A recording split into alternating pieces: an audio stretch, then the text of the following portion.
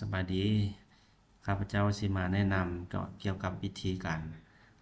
สิเฮ็ดบทรายงานเนาะให้ทางห้องการบริหาร โดยแม่นการใช้แอปที่เราสั่งรวมแผนแล้วก็สรุปประจำอาทิตย์นี้เนาะคนอื่นเมื่อนี้เราก็เข้ามาในระบบเนาะแล้วเราก็ต้องได้ล็อกอินด้วยรหัสของเราเนาะแล้วเราต้องล็อกอินเข้าไปหลังจากล็อกอินเข้าไปแล้วเนาะกิจกรรมที่เราได้เคลื่อนไหวเนาะเราก็ต้องได้มาหมายใช่เนาะว่าแผนอาทิตย์นี้เราได้เฮ็ดแล้วบ่แต่ละกิจกรรมอยู่ในนี้เนาะถ้าว่าถูกจะตั้งปฏิบัติแล้วเนาะตัวใดเราเฮ็ดแล้วนะเราก็ต้องได้มาสรุปเนาะต้องมาหมายใช่เนาะแต่ละอันนี้เราต้องหมายจากกันที่ว่าบ่ทันได้สำเร็จนี่เราก็ต้องได้มา edit เนาะแล้วเราก็มาหมายใช่ว่าเป็นสำเร็จเนาะสำเร็จแล้วก็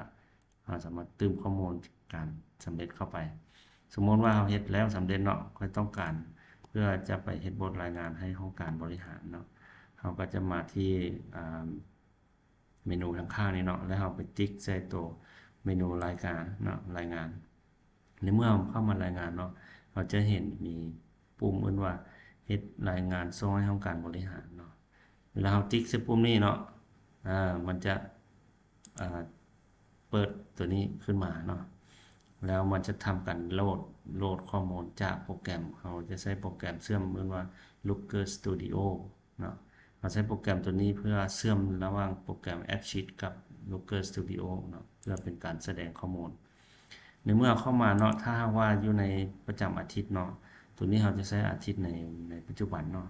ถ้าว่าเห็นมีข้อมูลก็ปกติ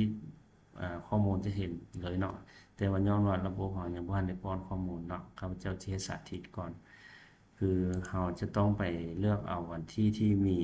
มีต้องการรายงานมันซะเนาะ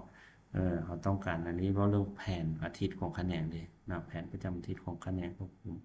นับแต่วันที่ใดหาวันที่ใดเราเลือกเอาสมมุติว่าวันที่15 21นี่มันบ่มีกิจกรรมเนาะมันบ่โชว์ข้าพเจ้าสิเอาตัวที่มันมีให้มาโชว์เนาะสมมุติว่าวันที่8หาวันที่14มีบ่แผนนี่มีเนาะสมมุติว่าเดมันมีนี่แล้วเราสิเอาตัวนี้ส่งให้ห้องการบริหารได้แนวใดเนาะอันนี้ภาคแผนเนาะแล้วภาคสรุปคือกันเด้อถ้าสรุปนี้เราก็ต้องรู้ว่าเราต้องการสรุปนี้มันวันที่1หาวันที่7เนาะเพราะเราแผนวันที่8 14สรุปวันที่มัน1หา7เนาะถ้าว่ามีเนาะนี่ตัวนี้มันสรุปแล้วตัวนี้มันแผนเนาะบัดนี้ขั้นตอนต่อไปเราจะต้องเกี่ยมไฟล์เนาะที่ว่าแผนของ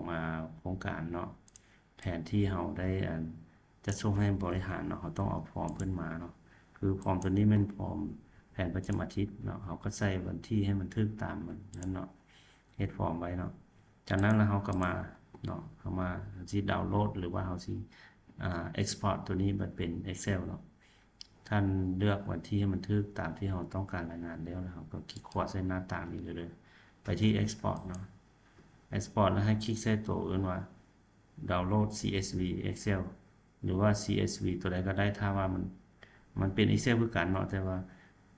บางตัวมันจะโปรแกรมมันจะเปิดอ่านบ่ได้เนาะเรากดดาวน์โหลดมาเนาะเห็นบ่มันจะเห็นดาวน์โหลดตัวนี้แล้วเราก็มาเบิ่งว่าแผนอาทิตย์นี้เราเปิดลองเบิ่งเนาะมันอ่านได้บ่เด้คือครับเจ้ามีโปรแกรมตัวนี้เนาะมันอ่านได้เนาะเราก็หลังจากนั้นเราจะเห็นได้ว่าแต่ละรายการนี่เนาะเห็นบ่ตัวหัวข้อมันตัวถึงนี้เนาะแล้วเราต้องการเนื้อในตัวนี้เนาะเนื้อในตัวนี้นี่เพราะหัวข้อตัวเทิงกับหัวข้อตัวที่เราเกี่ยมไว้มันเดียวกันเราก็ copy เนาะ copy แล้วก็มาใส่ Excel ตัวที่เราต้องการส่งให้ห้องการบริหารเนาะแล้วก็ paste เข้านี้เนาะแล้วก็เลือกฟอนต์ให้มันเนาะเพื่อให้มันเป็นฟอนต์เป็นสระ OT เนาะถือว่าเราก็ได้เลยเด้เนาะแผนประจำอาทิตย์เนาะเริ่มแต่วันที่นี้เราต้องใส่ให้มันตามตัวจริงเด้อบ่แม่น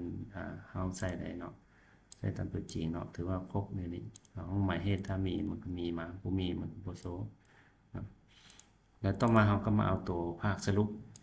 สรุปแม่นบ่ตัวนี้สรุปเฮ็ดคือกันเนาะแต่ว่าวันที่เราก็เลือกให้มันถูกแล้วเนาะแล้วคลิกขวาแล้วก็ export เนาะ export as CSV Excel เนาะดาวน์โหลดมาแล้วก็ไปเปิดเนาะตัวนี้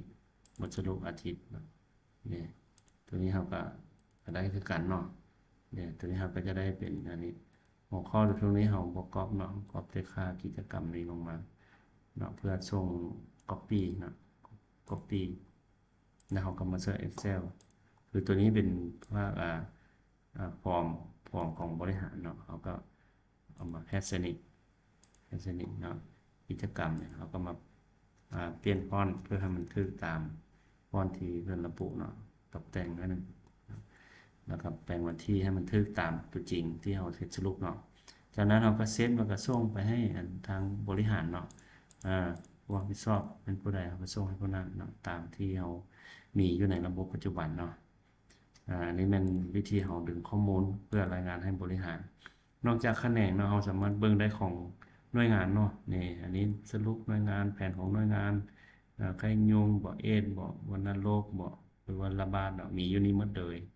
เนาะอันของแขนงนี่ตัวรวมทั้งหมดแล้วก็ของแต่ละหน่วยงานนี่คือกันเนาะยกตัวอย่างแผนของเอดส์สิอันที่จะสิลองเบิ่งเนาะเอาวันที่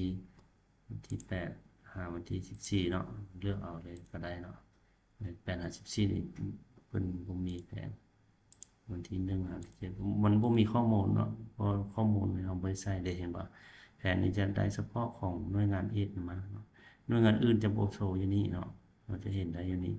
แล้วเราก็รู้แล้วว่าเป็นกิจกรรมใดในอาทิตย์นี้นะเนาะมาฮอดนี้ก็ถือว่าสิ้นสุดการนำเสนอเนาะเกี่ยวกับการรายงานส่งให้บริหารเนาะขอขอบใจ